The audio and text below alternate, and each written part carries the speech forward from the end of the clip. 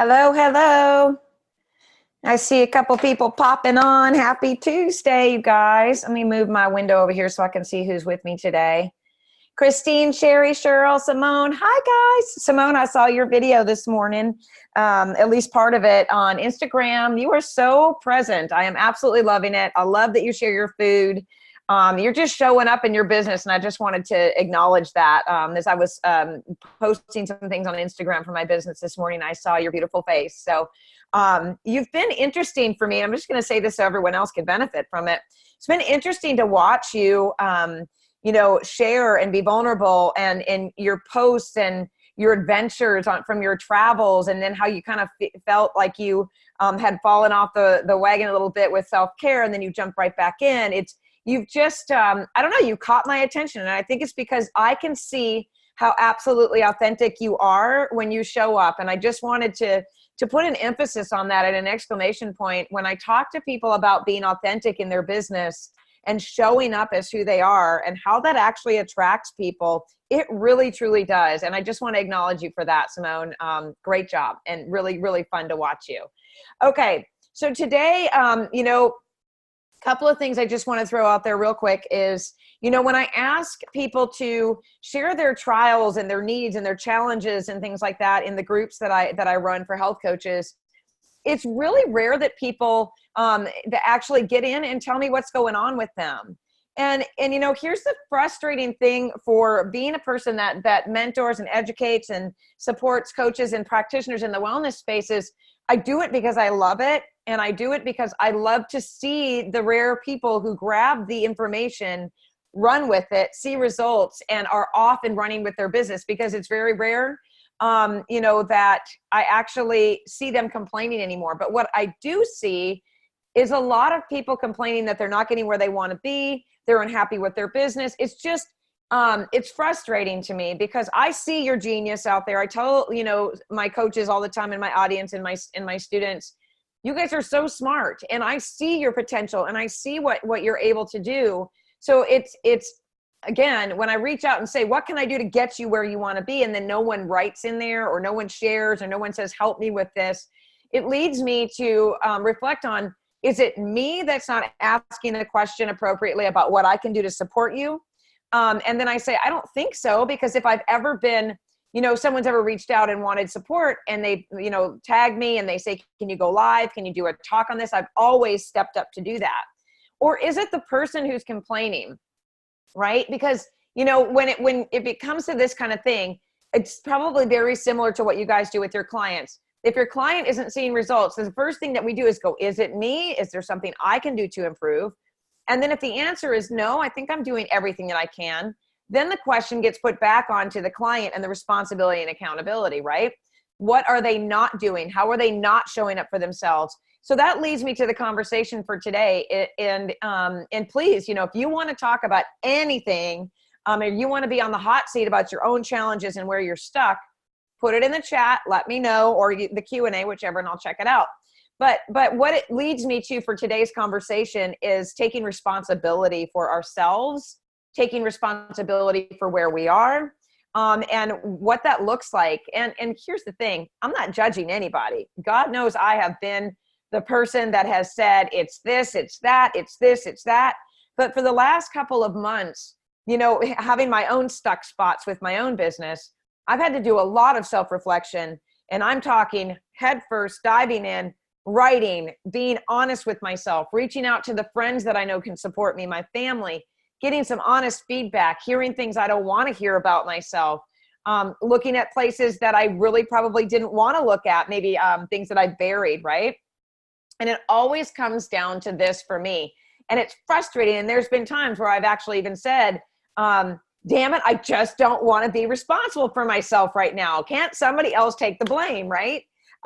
Because there's so much coming at us all the time about being a great parent, being a great spouse or partner, showing up in the world, volunteering, building our businesses, clients that need us. Where should we work, focus next? That it would just be really nice if the responsibility fairy could sweep in and take away some of this stuff. Tell me if I'm making any sense, or if this is resonating with anybody right now. But ultimately, when we have all that going on, and we wish for that, we always end up in the mirror going, damn it, there you are. Again, you have to take responsibility. All right, what do we have to do to do that? If you're that person who doesn't see that you're responsible for where you are in your life in any capacity, then we have a lot of talking to do, right? So I've got a book sitting here to my left that I'm going to kind of pull some things out of today. And let me move over to the chat just so I can see. Yes, absolutely, Simone, of course. You're welcome. And so, and again, Simone, a great example of taking responsibility. But I want you guys to talk in the chat a little bit, give me some feedback as I'm sharing information, because this isn't a talk at you kind of thing, but if you don't talk to me, then it's not really a conversation, right?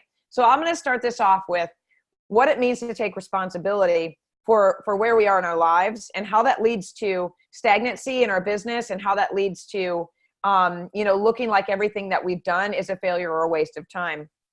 So sometimes when we have painful things in our lives, whether it's, history from when we were children, feeling of rejection or abandonment, maybe we were left out of things, we did certain things. And I talk about the past all the time because it shapes us and who we are today. It's absolutely relevant to everything that's happening to us. But what I wanted to say is we find a way to survive in that time in our lives, right? So let's just say that maybe you were someone who didn't have a healthy home, right? And your parents were very dysregulated in their relationship together, which meant they were dysregulated in their approach to parenting you. When you're small like that, you guys, this is what happens. We try to find some way to survive, right? Survival, not meaning like we're going to starve or anything like that, but inside, we know that our needs aren't getting met, but we're too little and we don't understand how do we meet those needs. So we create these coping mechanisms. Many times they can mirror one of our parents' coping mechanisms. Maybe it's codependency. Maybe it's drinking. Maybe it's numbing with shopping. Maybe it's entitlement. Whatever it is that we try to create when we're little, just to survive the thing that we're dealing with that makes us feel better, it comes with us. It's in some form or fashion in our lives until we recognize it, face it, deal with it, move it out of the way and take responsibility, right? So as adults, we're living very much from a childlike place until we're not, until we recognize that that's not where we need to live from or should be living from. So one of the things that this could look like would be like this. And I always use my own experience. I don't like to speak for other people. Share what you've gone through. I'm happy to converse about it. But, I grew up in a pretty dysregulated family. My dad traveled all the time. There was some addiction going on. Then I had, fear. My mom had fear and anxiety. So I grew up looking at her ability to cope with the situation in her life as it was a form of codependency, right? If I just do this, then this will be fixed. If I just do this, this will be all better. So what I learned as a child was, oh, well, if I just focus on the needs of everyone else around me, then that will meet my own needs, right? And this, trust me, stay with me here. This is relevant to what we're talking about for business, okay? I promise. Although business isn't all I like to talk about. So for me, it was, how can I take care of everyone around me so that I can get my own needs met? And in reality, what that was doing was taking care of everyone else was neglecting my own needs. But I didn't really know how to do that. I was a child, right? Fast forward into the adult life where I made decisions based on what I thought would make me feel better in my life, taking care of the world around me. But that also meant not taking responsibility for where I was in my life. This bled into my business in many different ways, and not just the business I have now, but how I, showed up in the world as I became this adult person, this wife at the time, this mother, this entrepreneur, this health coach showing up for other people. This really was something that I took into my business that I wish, in hindsight, when I look back on it, well, I don't have regrets, but in hindsight, if I look back on it, I can see where this sabotaged my business, where I was only focused on the external and not the internal and meeting my own needs and setting boundaries. And so began the game of blame, right? So it looks something like this. And these are just kind of hypothetical. There might be some truth, but this is 10, 11 years ago when I started coaching. So some of this might be, it's not exact, right? But maybe this has something to do with a particular client that comes into my head. that, you know, maybe I made suggestions for her to take action steps to get maybe her stomach problems under control. And then when she didn't take my advice or take my suggestions or whatever, and she got, you know, became more unwell, I was able to go, see, if you just listened, right? Hold on a moment. Sorry, I got dry throat. The heat is cranking in here because it's freezing. See, if you would have just looked at these suggestions and recommendations, you'd already be feeling better. And that was me taking what I believe to be best for her based on my own experience and not hearing that the client was struggling with that suggestion. I then turned around and started pointing the finger, right? Well, I knew what was best for you. Well, you should have listened to me, right? This self-righteous, egotistical behavior was really coming from a place of, I wanted her to feel well. I wanted to see her better. And I felt like she should have listened to me instead of me going, you know what, take your own stuff, put it to the side, listen to the client. What does she need from you? What is she asking for here? You know, there are so many ways that we get in and we sabotage ourselves and we point the finger of blame instead of turning around and looking at ourselves and saying, wait a minute, you put your agenda on that client instead of listening to that client, right? So I learned, so I love the fact that I can see my own shit. Hopefully there are a lot of people on here that can do the same. That when I act a certain way or I feel a certain way that's coming from the egotistical side of me or the part of me that doesn't feel good, I feel it. I'm like, ooh, that doesn't feel good.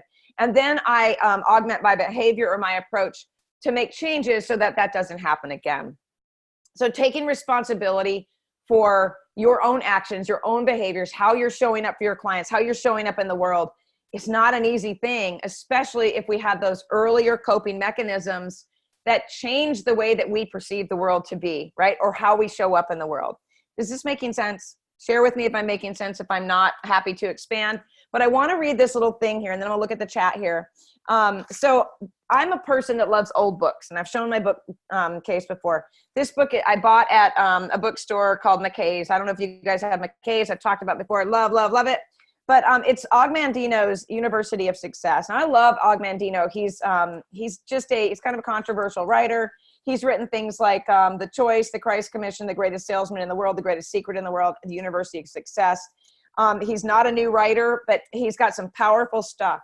And so one of the lessons in this book, and I'll hold it up, it's old, but it's still got power, you guys. I paid $5 for it at McKay's. But it says, you know, very often we're our own worst enemy as we foolishly build stumbling blocks on the path that leads to success and happiness. In other words, you know, we know that there's success and happiness, but we create these stumbling blocks and things that we put in our way, such as not taking responsibility, such as blaming other people for where we are, so that success and happiness path gets really muddled up with stuff that doesn't even look like our own. So we can say something like this. All right. So again, vulnerability and transparency is and heart-centeredness is my focus on showing up in the world for you guys. You know, the financial situation that I was left in after my divorce. I wrote on this last week and just like literally was put back in my chair at what I saw. I just started to free write about why I feel such anger and resentment and bitterness towards my ex-husband for the financial situation I'm in. And I kept writing, and it said, after what he did to me, the way that he did this to me, and I didn't write it and look at it. I was just free writing. And then when I went back and read it, I presented as a victim in that statement because I saw decisions that he made as an attack on me. I chose to see it that way.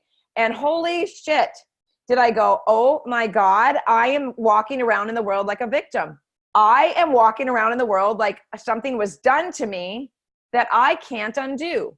I'm walking around in the world and giving all of my power to the person who stole it in the first place. I'm still doing this.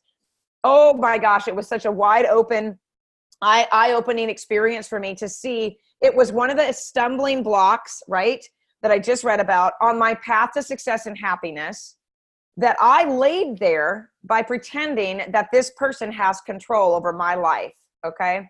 Why did I do that? Because I didn't want to take responsibility for the things that I needed to do to show up for my own business and for myself. Okay, I'm going to get to this next statement because, it's hard stuff, right?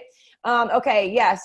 Now got involved with fostering my 4-month-old great niece and wondering how I can take responsibility for keeping my focus on my business too. Oh, Cheryl. Okay. So yeah. And then I'm seeing you exactly what I needed to hear. Self-sabotage. Right. Cheryl, I've got some feedback. Put in the chat. I'm going to keep reading here for a minute and tell me if you want some feedback on that. If you're open to some tough love, as you guys know, tough love is the way that I like to go. And Dee, I see your question too. And I'm going to come back to that in just a moment. And give me 1 second. I want to stay on course. So here's the other thing, you guys, that I thought was super powerful. This is not new news. I didn't write this book. I'm not coming up with this stuff. I'm just putting it in, hopefully in terms that you guys can understand and can relate to. So basically, here's another thing. John Keats said, failure is, in a sense, the highway to success, in as much as every discovery of what is false leads us to seek earnestly after what is true. And every fresh experience points out some form of error, which we shall afterward carefully avoid. What does that mean? Layman's terms is that if we don't start to see our failures as steps to success, we will continue to self-sabotage. We will continue to blame others. We will continue to say that the answer lives outside of me somewhere, and we will stop looking inside of ourselves for what we're doing to sabotage ourselves. Okay? Again, just saying that every fresh experience points out some form of error. In other words, it just didn't work. It's not a blame or a judgment thing, which we shall afterward carefully avoid, right? It's just like if you're, if you do something that hurts you and you know it, you grab a pan without a hot pad on it and you're like, oh my God, that burnt my hand. Are you going to go, okay, let's do that again? No, you're not. You're going to go, I think I'm going to remember to grab a hot pad next time before I grab the handle of that pan, right? But if you continue to grab that hot pan and repeatedly burn your hand, anyone standing there watching you would be like, you have lost your mind. What are you doing? Are you trying to hurt yourself? That's no different than continuing to blame the world around you for where you are in your life or in your business. It's no different at all. The hard part is, you guys, is that we have to turn it around. We have to look at ourselves and say, okay, I'm responsible 100% for how I show up in the world, what I'm doing in my personal life, how I react to others, how I respond to the things that happen to me. I'm the only person that can determine whether or not I'm successful in my business, I'm happy in my life. All of those things, we have to be responsible. I'm going to turn the page, but I'm going to do this Q&A first because I don't want Dee to go anywhere. All right. She says, hi, Carmen. Just wondering, have you experienced with those in countries where health coaches might not be as prominent as the US and how they've dealt with that? Okay. So yeah. And it's an interesting question because I have clients all over the world. I have students all over the world and coaches all over the world. And the thing is I think it's more of a perception of what a health coach really is. And here's the thing. Maybe we are more prominent in the US, right? We're getting there. We're getting that attention on us. I gotta move this window, excuse me, out of the way.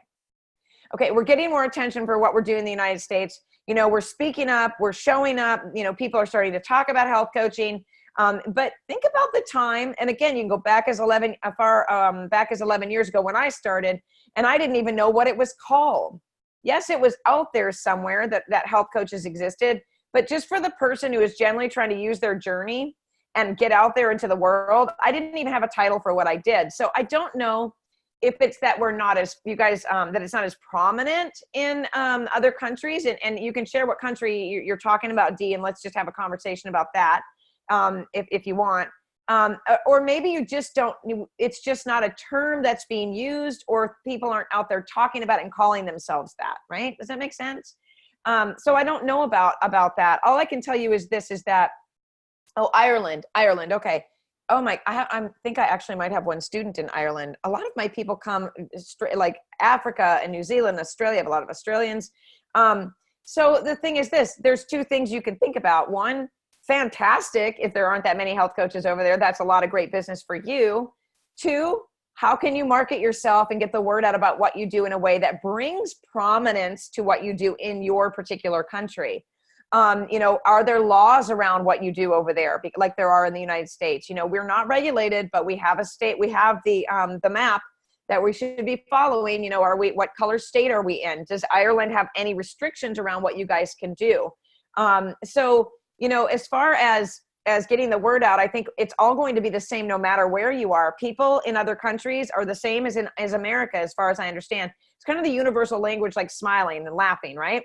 Wherever you go in other countries, we all smile, we all laugh. It's a universal language. So the universal language of getting yourself out there and getting known for what you do is to show up. Show up, show up, show up. Show people that you're there. Let them get to know you. They will get to like you, and then they'll get to trust you, and then you'll be off and running with a referral-based practice. So I don't think it's so much as, there's much difference as far as prominence is concerned, as there's more similarity on how you make it a more prominent thing, just like we have in the United States. We've talked about it more. We're showing up everywhere. We're pushing for laws. We're doing everything that we can. Well, a lot of us are. And there's more that I think that other health coaches should be doing to get out there and hold the health coaching space as a credible, reliable, professional resource, right? I'm not sure if that answers the question at all, but I don't think there's much of a difference, except that you got to show up. You got to be out there to be known, liked, and trusted by people. One of the questions, have you had nurses that you've worked with that have transferred to health coaching and focused on an area like midlife, women's health coach? Yes, I have students. I have quite a few nurse practitioners that have gone through my past trainings and into the mentorship group, and also I think I can count 1, 2, 3 nurse practitioners themselves that have taken my course to leave nursing. Now, what they focused on, I don't know. Midlife women's health coaching, that's, hormones, and that's, all the things that come along with, I'm a midlife woman myself, that come along with our unique, and I don't like to say challenges, but opportunities for growth as women in midlife. But I'm a person that believes that, whatever your focus is, and if that's where your passion lies, then absolutely you're going to draw that crowd to you. So yeah, I do believe it's a fast growing transition from nurse practitioners or nurses in general, and doctors too. You guys, I've got practitioners that I've been training that are moving out of that brick and mortar, practice that's under insurance, and they're moving to concierge medicine. They're moving into membership style things.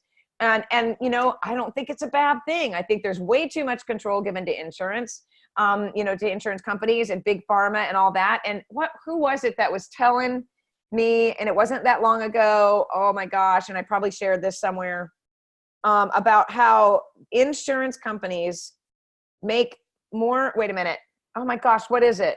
It's something about insurance companies make more money.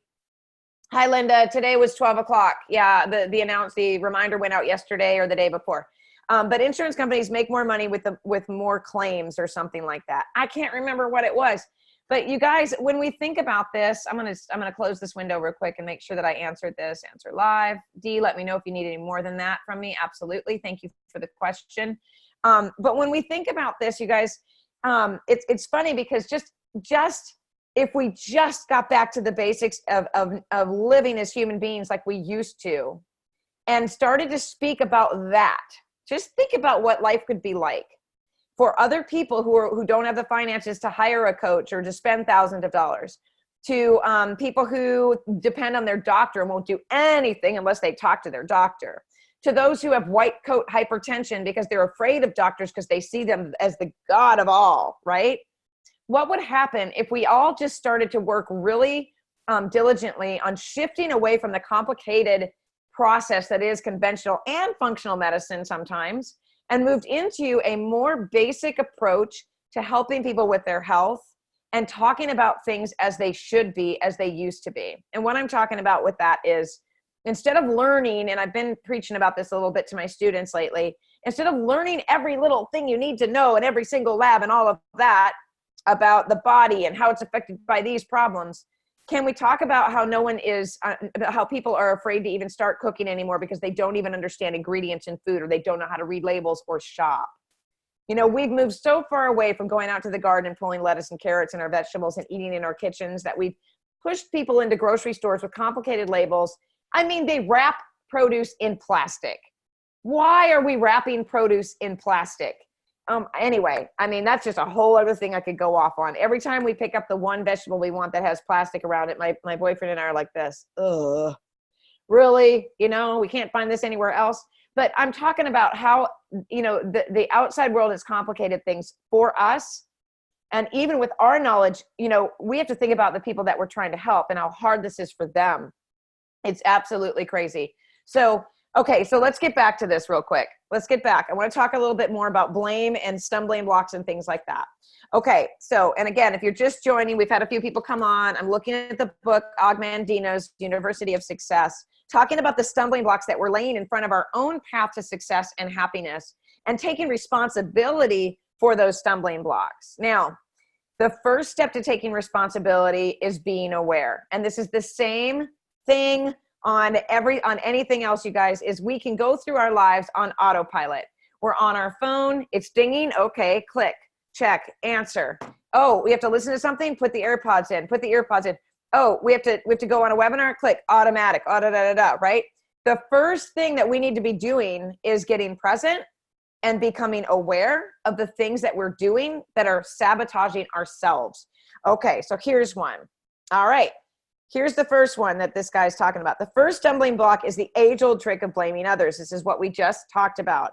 This is not the same as worrying about what other people think. It is the actual fastening of responsibility onto another person. Who did this to me? What did this to me, right? So it says right here, the difference between witchcraft and medicine. You know, we are informed by a man who had 25 years as a doctor in Africa, is that when a man falls sick, witchcraft makes him ask, who did this to me? While medicine makes him ask, what did this to me, right?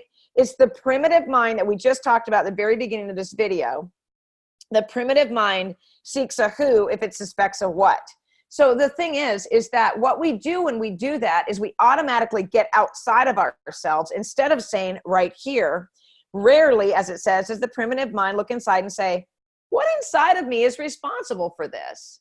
You guys, this is the first step to either stopping yourself from laying those stumbling blocks that we just talked about a few minutes ago on your path. And also it's the first step to picking that stumbling block up and looking at it and going, oh God, I laid this block down about a year ago. Shit. What am I responsible for with this block? So if you got to do a visualization, you guys, do it like this. See your own path, draw it on a piece of paper. For me, and the thing is I love visuals. So, you know, the thing is like this, and this has got notepads on, but for me, I'm like the road, right? And then I might write something up here. What does success and happiness look like up here? I'm standing down here. My road to success and happiness is here. And this is where success and happiness lies. What little boxes, stumbling blocks have I laid down on that path, preventing me from getting here? One might be giving all my power to my ex-husband, right? One might be saying I don't have the money and I don't have the funds for this because maybe I spent too much over here when I should have saved it for here. Another one might be right here where someone was taking my information and using it to teach coaches, and I spent a good couple hours just angry about it, looking around and seeing what else she was doing, right? That's a stumbling block. Me looking outside of myself, blaming things outside of myself, laying things in that path, and really preventing me from getting to that path of success.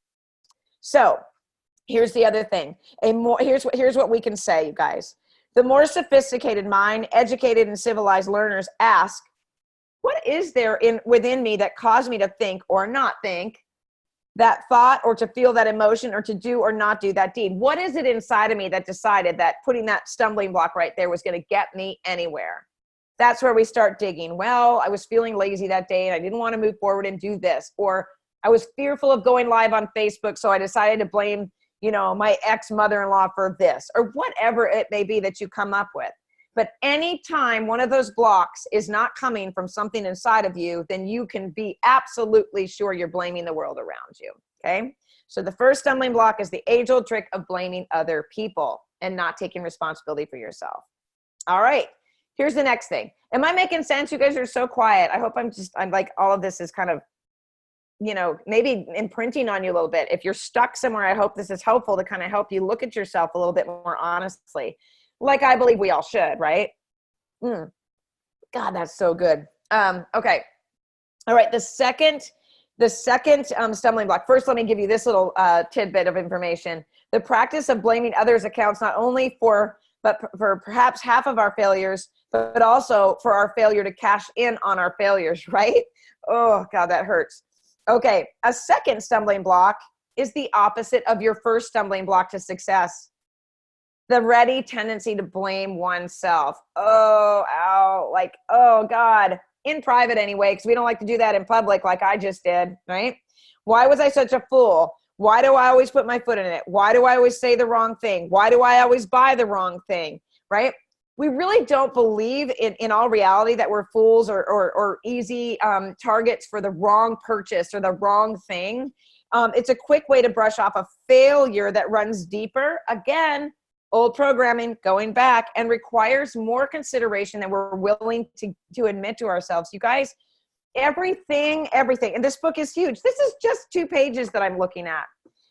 But it's like any other book on growth and self-reflection and responsibility and success and happiness. It doesn't matter whether it is, you're learning from, God, Think and Grow Rich, or you're learning from, God, I'm having a hard time here, Gary Bishop, or, someone else out there that speaks about success. It's always going to come back to the answer of stop looking outside yourself.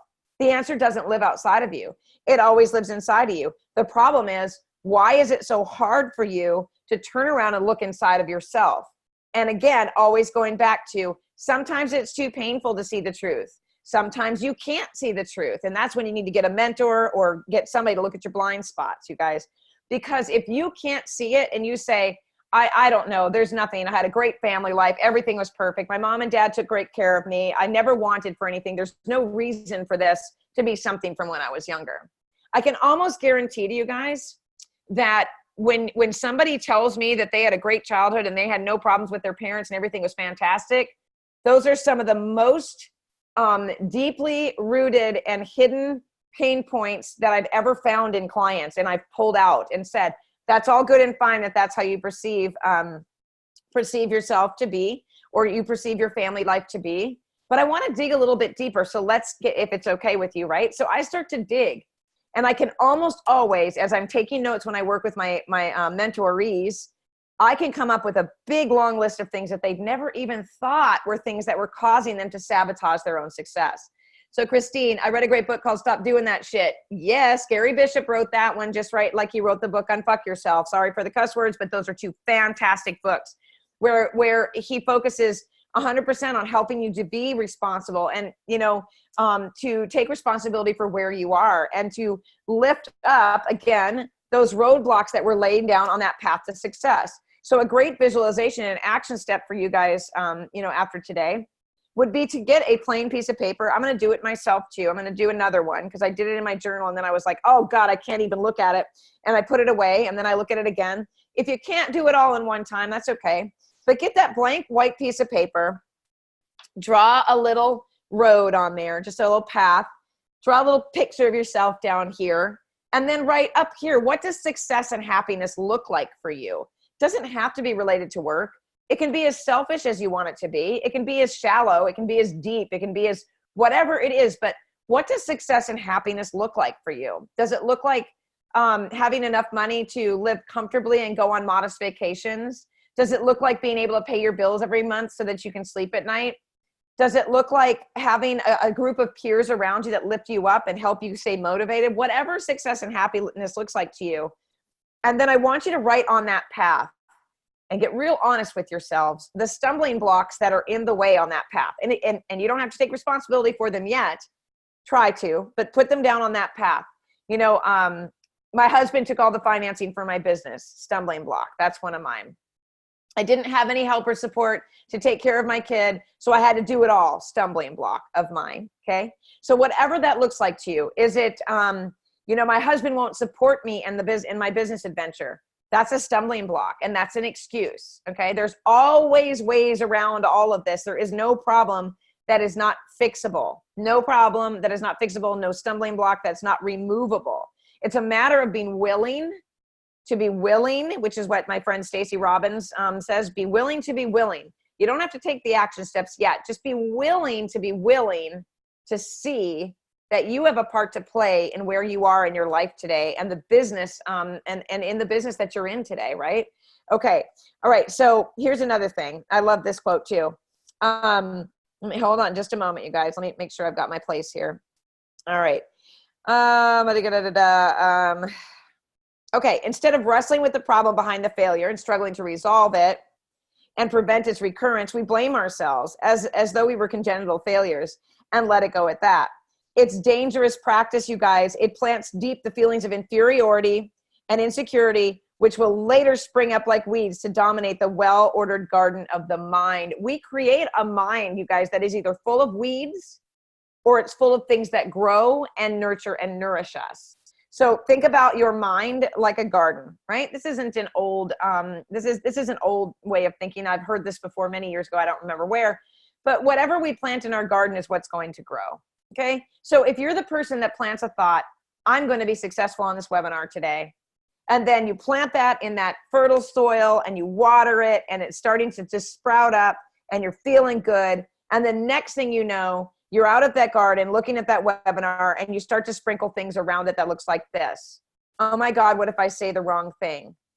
Oh my gosh, I need to upgrade that webinar platform. I don't have the money to do that. Oh my gosh, what was I thinking that I could actually pull this off?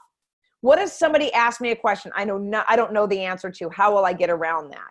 Those are all weeds, all right? All those weeds in that garden are going to suffocate that one growing, thriving thing called a webinar that could push you into the success path.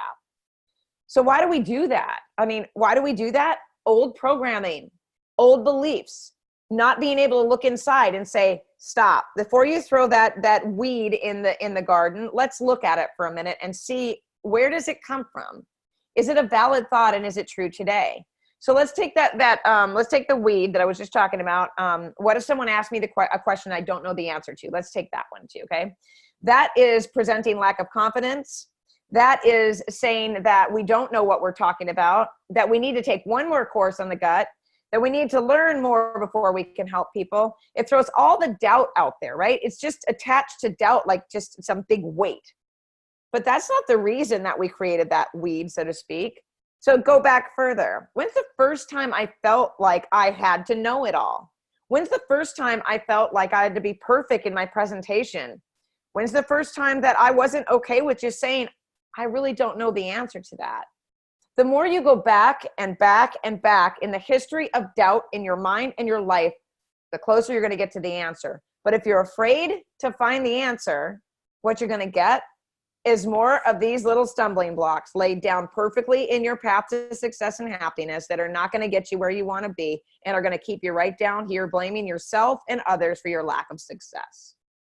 How does that feel? Shitty, right?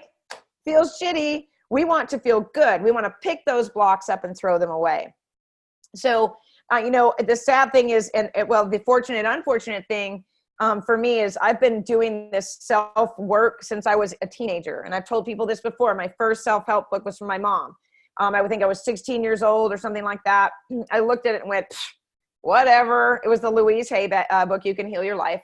And she had written a nice note in there about, positive beginnings and all this kind of stuff. And it was all good and fine, but I wasn't ready for the message. It was easier for me to continue to look outside the teenage world that I was living in and blame everybody else around me, okay, for not being happy or not having the boyfriend I wanted or not making the money I wanted at the job I was doing or getting the grades that I wanted, right? Instead of looking at myself and saying, okay, it's time for me to look at myself and see how I can take responsibility. Now, ever since I would say, I don't know, probably got into my 20s, had a dead-end job that I was working 70 hours a week at, my health took a bite. I had no choice. It was a very, very big wake-up call that said to me, you have an opportunity here to start taking control of the things that are happening to you and create the life that you want. But you know what, you guys? It was baby steps for me, little pieces of acknowledgement. Okay, yes, I did that. Oh, that was a bad decision. Okay, don't judge yourself for that. That's what you did then. Learn from it, put it away. That's what life is a series of. Casey says, you have such a wonderful and supportive mom. Oh my gosh, yes, you have no idea. That woman she has been a lifesaver for me. And I'm so grateful that my parents are both here, that I can go to them and say, what is it about me when I was little that made you feel this, right? I'm undoing a lot of the wounds that I dealt with as a child through talking to my parents and having that support there. But that's not the only way that you can do this. So I digress. But my point is this. Okay, so listen to this one as well. Abraham Lincoln, who failed in many things but was far from being a failure, once said, my great concern is not whether you have failed, but whether you are content with your failure. Contentment is paralyzing, right? You may see yourself as happy in failure, but you'll tend to fail everywhere. So what this means to me is this: don't get stuck in judgment of yourself for making a decision that maybe led to a failure. And I use that word so lightly because I believe that everything that happens exactly as it should, and there are no accidents, right? But when we judge ourselves and we throw this judgment and this guilt and shame into the backpack that we're carrying around from the time that we were not old enough to even know what was good for us, we're weighing ourselves down. And then we take those things out and we lay them on this path to happiness and success, and we block ourselves even further. So do you see, is it making sense how if we don't pull these things out and actually look at them, we're never going to get to where we want to be? Because we'll always be blaming the others outside of us, or we'll always be blaming ourselves for the lack of success of where we want to be in our business. Now, here's the other thing that I hear a lot about, or hear a lot of, right? And you know, I love working with coaches, because when they do finally sign up with me, they know that this is the way we're going to do it. We're going to straight talk it. We're going to pull it out. We're going to dig it up. We're going to get you out of this, right? It is not okay to say, I accept complete responsibility for this giant roadblock that I put in my way. And I'm at peace with being a failure in that area, and I've grown from it. And then stay the same, okay? You have to find a way to pick that block up, evaluate it, look at it, really take responsibility in a way that is transformative before you can put it away. Just saying that you take responsibility does not make it so, okay? Does not make it so. All right. So, and the book goes on and on, but here's the other thing that I think is super powerful too. Self-blame closes the door to self-development, right? Behind the closed door, one's personality may withdraw permanently or languish in extreme melancholia. Melancholia. Is that how you say that? Melancholia. Like a deer blinded by a bright light, you may stand paralyzed in feeling and will, lacking nerve and drive that could carry it to safety, right? Which is what I just talked about. When you can look at that thing and shine the light on it and change it and make adjustments, or even bring someone in to say, look at this stumbling block I laid in my own way. What do you think this means? Because I sure as hell can't figure it out. That's taking responsibility, and it starts to shift and move. And one of the great things I think about this process, about, you know, taking that first step to acknowledging that we are in charge of what happens to us in the world around us, is that the minute that you are willing to change those things, those blocks lose weight. So think about it. And Linda's sharing, I'm going to look at this in a moment. Think about those as really, really heavy stumbling blocks, like literally really heavy. But let's just pretend that you walk over it and you can't lift it up because it's just too much. It's too far in. It's too deep. You've dug yourself into this hole you can't get out of. The minute that you recognize that you did that, it becomes lighter. Then you do a little bit more digging and it becomes lighter. And by the time that you've really explored this and done some real reflection and digging and inquiring and asking for support and getting people into your life that can help you with that, by the time you pick that weight up or that obstacle, you're going to be able to throw it with no problem at all. Okay? Things don't get lighter just because we look at them. They get lighter because we look at them, we evaluate them, we dig at them, we try to figure out how to make them lighter by taking responsibility. Okay, Linda says, good stuff. 2 questions I ask myself whenever I'm stuck. When was the first time I felt this way? And ask God for new perspective on this. Is there anyone I have ever judged for something similar, and then extend forgiveness to them and myself? Yeah, and that's a great point there, is the forgiveness part too. And I think that also goes along with the no judgment, right? So as painful as this is, and as much as I hate to admit it because I'm being stubborn, you know, I can look at my ex and see why he made the decisions he made. I can see him. And when I do that, because this is a forgiveness piece, is very important. Thank you for bringing it up, Linda. It is important to forgive, be able to move forward and move some of those blocks out of the way. Well, one of the things that I had to do in order to move through that forgiveness and remove the resentment and bitterness so that I can move forward in my life, because he's one of my stumbling blocks financially, is to see him as that little person that he was when he suffered his wounds and problems that created this, the way that he behaved as an acceptable way to treat people, right?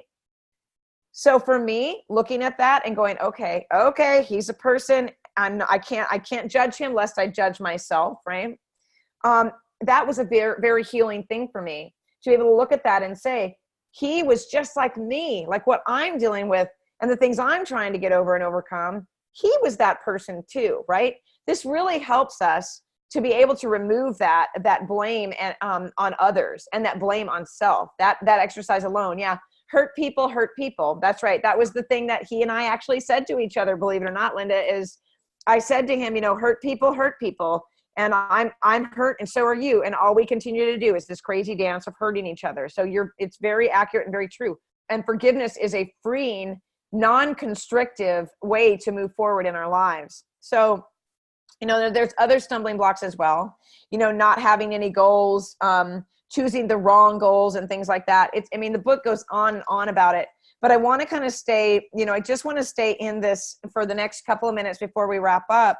I want to stay, and I'll go into some of these later on too, you guys, but I just want to encourage you to be able to make that map. Again, some people came in after I said this, but get that piece of paper out and draw that path, draw the path.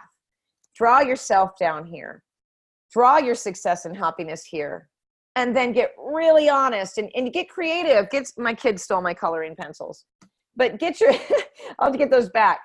Draw the blocks in colors that represent what they feel to you. So my block for the financial situation that my ex left me in would have been red. Angry, red. Restrictive, red, right? Just angry. And I'm going to have to do this exercise myself because I can still feel a little bit of that bubbling up inside of me, right? But draw those blocks. Make it as intricate as you want to. Name them. Fill them with whatever it is the feelings are that come up within you. Anger, resentment, bitterness, despair, hopelessness, sadness, whatever it may be. And then move on to the next block. Maybe the next block is something like, your spouse spent all the money that you were supposed to spend on your business.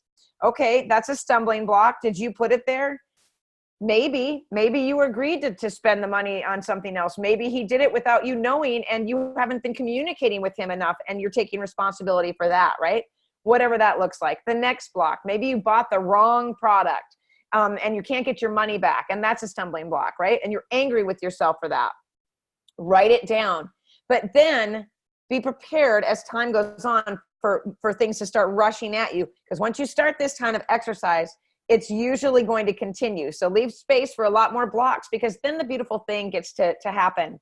Once you get done with that and you see how you're sabotaging your own path to success, you get to go back in there and take it apart. You get to pick up that one red block with financial financial situation that your ex left you in, took all the money to fund your business and to live your life.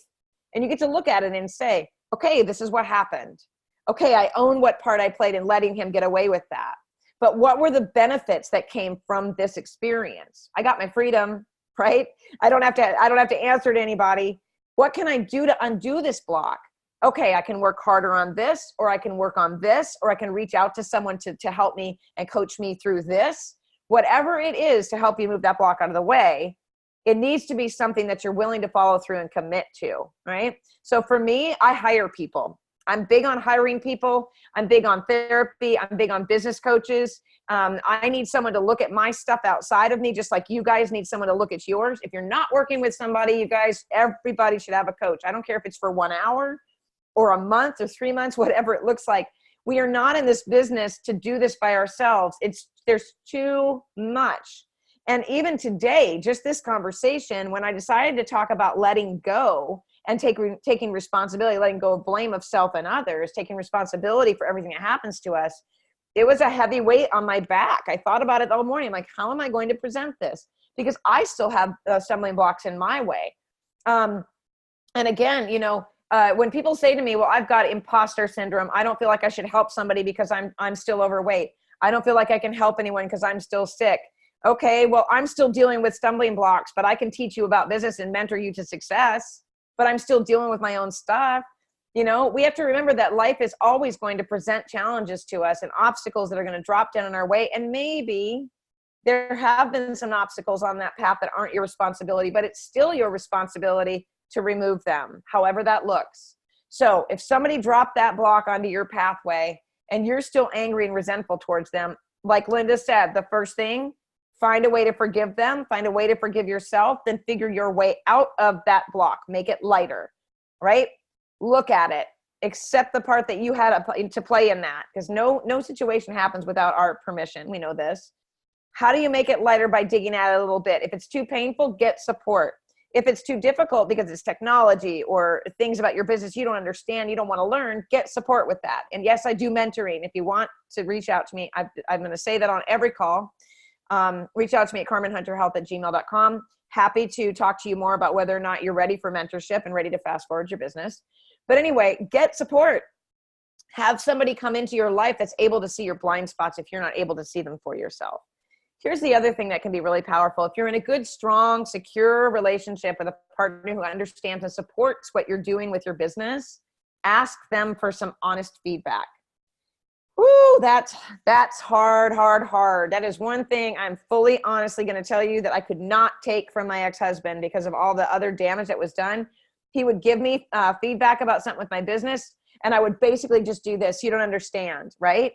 But in hindsight, he had a lot of great points. He ran a multi-million-dollar business. He knew what he was talking about in so many different ways, but all of the stuff had built up for me, and I had said, I'm not willing to listen. That was to my detriment. I did that to myself, right? So remembering that, how we react, how we respond, what we take responsibility for, it's all going to come from inside of us, no matter what our circumstances are. All right, Linda says, absolutely so proud of you, Carmen. It takes a strong person to forgive those who hurt us most deeply. It truly does. It does. But, you know, the one person that I can honestly say to you that has been the hardest to forgive is myself. The hardest across the board. Because I truly believe that in our lives, we can be, you know, surrounded by people, right? Surrounded by great support systems and love and family and pets and all these things that we should feel completely secure and comforted by.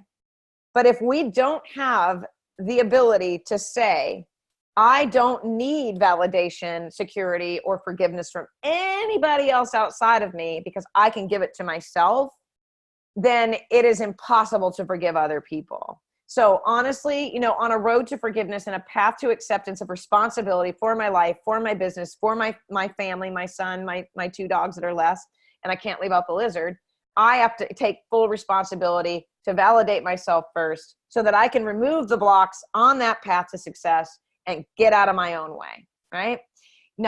Forgiveness is for ourselves and not the other person, right? Yeah, we know this, right? Not forgiving people is like drinking poison and expecting the other person to die. First time I heard that, I was like, oh, that is so powerful. Oh my gosh, that's so powerful. And then I thought, but I don't want to drink poison. But then I thought, you know what? By not forgiving, I'm taking baby sips out of poison every single day by not forgiving, right? Yeah, not uncommon to have difficulty forgiving ourselves, but I found it essential to moving on. Absolutely, 100%. Yeah. Okay, Dee says, thank you for always sharing in such a heartfelt way. You're an amazing, strong lady. Oh my gosh, you know, and that is so, I appreciate that compliment, because there's times, you guys, when we are in the throes of some of the and again, I mean, sorry to cuss, but it, you know, it's me. When I've been in the middle of some of the biggest shit storms you've ever seen in the last couple of years, and I will say, I can't do one more thing. I have called my mom more often than you can imagine and said, I can't do it. I can't take one more thing, not one more. And then God, whatever you want to call him, the universe goes, oh, by the way, your dog is sick. Here you go. And I'm like, are you serious right now? And then it's like, oh my gosh, okay, I guess I can do it. And so, you know what? Here's the other thing I love. When we say we can't do one more thing, and then something drops into our lap, like having to deal with a sick dog, spend $1,500 on vet bills, and then a week later put your dog down. Hello. That was proof that I could do one more thing. So instead of dropping that as an obstacle to my road to happiness and success and saying, oh my God, my dog died, I can't work today, it's too much, it's terrible. Instead, I said, how can I honor what I'm feeling and what I'm going through? Not let that be a block on my path to happiness and success, and still learn from and move forward from this thing, right? That's how we do it. So I wrote posts, I took pictures, of the whole process. I involved my son. We brought the family in. Just when I said I can't do one more thing and that got handed to me, I said, yes, I can. And then I can use this experience and I can share it. I can share this experience. And all the letters and the messages I've gotten from people. One lady even said, you convinced me that I have let this go on too long with my own dog. Another lady said, my cat is in such poor shape. I can't believe I've let it go on this long. I'm going to make a call today. To even know that I made a difference in helping someone make it easier to put their animal to sleep before the real suffering began, that was worth sharing that. That was worth showing up for me. That was worth being vulnerable and having ugly cry face for a couple of days and just showing the world that just when we think that one more thing can't happen, that we can handle, right? Or we can't handle, and we start to put ourselves in victim role and don't take responsibility, we're going to get that one more thing. It's going to happen because that's proof to ourselves that we can take it, that we can do it. And many people, I can't do one more thing. So it hears, I can do one more thing. I love that. Perfect, Lori. That's exactly right. Yeah. Your subconscious doesn't hear the not in it. That's so true. Cheryl says, wait a minute. Let me scroll back. Oh, you love my mug? I know. It's my favorite quote. Be yourself. Everyone else is taken. Oscar Wilde. I have plaques and it's everywhere in my house. It's my favorite quote. It really reminds me to be authentic. I'm up to my eyeballs in shit right now. Linda, I know you are. And girl, I know it. And guess what? If you say, I can't take one more thing, the universe is going to hand it to you on a golden platter. That's what I said last year and the year before. And it just kept on coming. So try not to say that. Say, I can handle anything that comes my way, right? Cheryl says, this is so what I needed today. Me too, obviously, because here we are. Okay, so scrolling down, your pictures were beautiful. Thank you so much. Thank you so much. Interesting, I have those pictures taken to the day before we put Lucky to sleep. And that was another coping skill. That was another way for me to say, how can I handle this? How can I manage this? How can I help my child manage this, right? Here's the other thing. If we say, I can't take one more thing, what's the alternative to that? What is it? What's the alternative? If I had said to my son, Lucky is sick, this is what's happening here. This is what's happening here. The heating unit is going out. This needs to be done and this needs to be done. I can't handle it. I'm just going to go to my room. What would happen? My kid would be like, okay, now what? Right? Yeah. Right. And then my people out in my community would be like, hello, does anyone see Carmen? And my dogs would be like, I've been barking for 3 hours. We're supposed to eat. The world would just get more chaotic around me. So instead of checking out, I checked in. So anytime that something comes my way, it's very, very tempting to check out of my life for just a little bit. And I don't mean, doing vodka shots or going shopping or anything like that. I mean, just going, let me pull back for a minute. What can I do to make that make sense around this? How can I manage this and handle this? And then I check back in and I do what it takes. And so, that's it. Yeah, that's what I'm doing right now, checking in with God and myself, right? And just remember, if you're not, there are many people that don't believe in a Christian God. They've got other beliefs, and that's all. There's absolutely no judgment. Spirituality is individual and customized to us all. But I honestly believe that no matter what your belief is, whether it's God, the universe, Buddha, whatever, even if you're Wiccan, I don't care. It doesn't matter to me. But whatever that higher power is, it's in you. That's why we turn around and look inside of ourselves.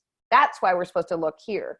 Not that we're all going like this, right? You can, if that makes you feel good. But what about going like this? Where's the answer? I know that it's inside of me. I know that there's more intelligence here. Can I see the answer to these obstacles that I've laid in front of me? And can you show me how to remove them, or at least make them lighter a little bit at a time? Yeah. Yep. Oh, okay. So saying that is just asking for trouble, right? I took some fur clippings from our dog before we had to say goodbye. Yeah, I got a whole thing back. I posted it on my personal page. We went and picked up Lucky yesterday, and I'm going to wrap up here. We're at the hour, but we picked him up from the crematorium yesterday. I walked into this beautiful place that's next door to a funeral home where they actually do cremation there as well. And there was just pictures of animals everywhere, and it was beautiful, and there was music playing, and it wasn't sad. And the man who came and actually picked Lucky up from my house that night to take him to be cremated came out and he said, here's your lucky. And he had a bag and he took everything out, and there's a little bag of fur clippings in there. And they captured all of the tricolors of him, the brown, the white, the black, just like I asked them to. Got me a paw print. You know, his ashes are in a little container, and there was a letter in there, the Rainbow Bridge, which is the famous poem for when pets pass. And you know what I found? I started to cry because I'm bringing my baby home, and not the way that I wanted him to be in our home, but at least I got him back, right? Here's one of the things that I think can be very helpful when we are coming to the finality of something, when we are, dealing with loss, whether it's the loss of an animal or a person, whether it's the loss of a hope that we had for our business or something we thought should turn out different than it did. Again, bringing back the first step to dealing with these kinds of things we've been talking about today, these obstacles and things, is that being aware of how you feel and letting that feeling come to the surface and acknowledging it is so important. It's so important, you guys. And oh my gosh, that brings me to this. And I have a book, so I'm going to throw an offer out there also. Hold on a second. But it's so important to come to the surface, because what happens when we don't acknowledge the painful parts, whether it is a failed live, a failed webinar, the loss of someone not wanting to be our friend anymore. That's happened to me too. And I always say, thank you for the filter, right? If we don't deal with the emotions and feelings that come to the surface of disappointment and what we perceive to be failure or obstacles and challenges, it doesn't go anywhere. It just gets buried further down, and then it shows up later. Depression, physical pain, anger, sabotage relationships, whatever. You can shove all that hard stuff down as far as you want to, but you're going to have to deal with it at some point, unless, of course, you die before that happens. So I'm going to read the comments. I'm going to show a book, and then I'm going to wrap up. Yeah, so cool for memories. Wish I had thought of the paw print. So sweet. Oh my gosh, you know what's so funny, Linda, that you say that? And hold on, bless how beautiful. Lucky was so lucky to have you. And I feel like I'm luckier to have him. Did you know you can have Lucky's ashes made into jewelry or other things to put in your home? Yeah, Lori, and I never went that route because I'm really bad at losing jewelry. I cannot tell you, I lose jewelry like the dryer eats socks. So there's even been times, if you've ever watched every single video I've ever done, and there's hundreds of them, I have one earring in because I lost one on my way to the webinar, and I'm like, oh, well, and I didn't even realize it. So jewelry for me makes me nervous because I would be afraid that I would lose it. And so anyway, and I think I told the story last week about my mom writing dead dogs on the outside of the moving box. I have them all in one spot. They're in the bottom of my bookcase right now. And then when I relocate, I take them with me. Okay. Thank you for all the wonderful comments, though. I appreciate it. And I know my animal-loving people. So here's a book that I'm going to recommend. And the first person that sends me an email at carmenhunterhealth@gmail.com that says, I would love to read that book, we'll get this book in the mail. Now, my books, as I mentioned, they come from McKay's used bookstore. And I try to do I go through them to make sure that there's no writing in them, because I like to send them to people, but they're used. This one looks almost brand new. In fact, I don't even know if anybody ever opened it, but I've recommended this book for years. Feelings Buried Alive Never Die. Okay. And it's by Carol K. Truman. I'm gonna hold it up close for those of you with really good eyes. I'm gonna hold it back for people like me who need glasses for everything. Okay. So Feelings Buried Alive Never Die. I have read this book. I have put into place the practices in this book. It has made a difference. It is a book that I need to return to now that I'm even holding it. I have my own copy. I buy books, you guys, that I feel are very, very powerful for other people to move through painful things. Whoa, this book was, let me tell you. So, and I'll just tell you real quick, like it has things like this. It talks about fear. So there's fear in the middle. Has anybody read this book? Tell me if you have. And I know that there's a lot of my students that actually did get at this on my recommendation. But anyway, this fear is the dark room where all negatives are developed, which I freaking love that. And I love this illustration. Again, fear is the dark room where all the negatives are developed. Remember before we had phones with cameras, right? We developed film in a dark room. And so what it says, and it branches off of that. So fear is in the center, right? This goes right along with taking responsibility for our success and failures today. It says fear, and then these little tendrils or whatever of success, ill health, cancer, death, old age, poverty, future, failure, accidents, loss of loved ones. these things grow in the dark, you guys. These things grow in the dark. And what that means is if we don't bring those things into the light, if we don't ask for support to bring things into the light, they're only going to grow. And it's just a very similar illustration as to me saying, when we push our feelings down, when we don't face the things that we know we should, they just grow. And from those, other things grow, right? Little things like, accidents, loss of loved ones, no control, all of those things. So if there could be just one, one more push home, you guys, if you're in a place in your business, in your personal life, anything in your life that you feel, you're just like, oh, you feel hopeless, or you feel like, the world's out to get you. You can't take one more thing. Why am I not successful yet? Why is this so hard for me? Ask yourself, are you playing a victim in your life? Are you playing the martyr in your life? Are you unwilling to see things that could change your life? Or are you willing to and you just can't, right? There's all kinds of things that we can consider when it comes to why we are where we are. So wrapping up, do the exercise on a big white piece of paper, draw the path. You here, blocks here, success and happiness here. Think about these things, make them your own, own them, feel them, and wonder what your life would be like as you move each one of those out of the way, one little bit at a time, okay? And take responsibility for yourselves. You guys, we don't get the opportunity very often, to have the control and power over many things in our lives. But the one thing that we can do is control where we go in our lives and what we accept responsibility for. So hope there's going to be some of you that join me in this journey as I continue to go through my life and take my own stumbling blocks out of the way and, turn my life into what I want it to be and find that success and happiness, starting with myself and validating myself first. So, all right, you guys, thanks so much for joining me today. And hello to everybody. I see a bunch of people over here and I didn't get a chance to say hello, but as always, I welcome feedback in the Health Coach Mentorship and Mastery group, in the Client Health Coach Cash and Confidence group. And the first place I'm announcing this announcement is that we are reopening the Clarity group that we had 5,000 people in when we closed it. And we opened 2 beta testing groups because we closed the Clarity group to open those to see what was going on with health coaches. And we have had an overwhelming request. Please open the Clarity group back up. So Health Coach Clarity will be reopening. For those of you who, were wondering why we closed it in the first place, watch for the announcement, and should be coming through the newsletter, and we'll make the announcement in the other groups as well. You're welcome, Christine. Thanks so much, you guys. Have a fantastic rest of the day and a great week. See you later.